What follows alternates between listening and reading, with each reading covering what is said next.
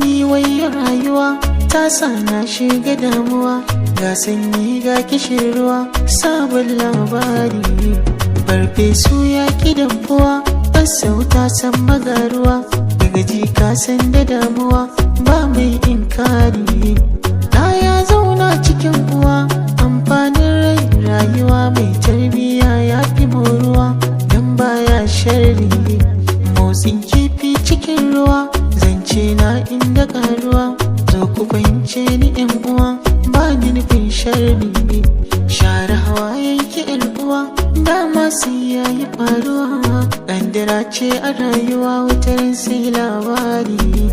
Ku so masu kaunar ku yan uwa, kar da ku sanya su damuwa, muhimmanci na su da yawa tari tari. Budurwa ta zama tsohuwa, tilas ne inda rayuwa ba mai hanna shi faruwa, Allah ya yi tsari. Ba cuta babu cutuwa, da tsuntsu an samu tsuntsuwa, halittun Allah akwai yawa tari tari. Kakanni sun yi ganuwa dan ya zama musu garkuwa, daga sharrin wanda ke zuwa tsohon labari. Kar da ka zama mai shagaltuwa, gunne ma kai ta damuwa, ibada ba ka san zuwa hakan ba alkhairi. Numfashi na ta rabuwa, mutuwa ce ne take zuwa, maza shirya kun ji yan uwa da aikin alkhairi.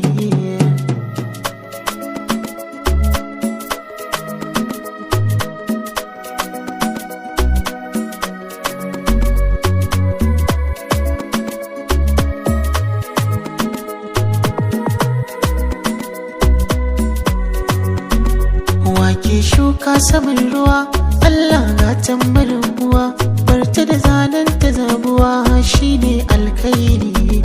Wanda ya yi ma kafafuwa, kunne hanci idanuwa, numfashi kai ta rayuwa kuma ba yi ma gori.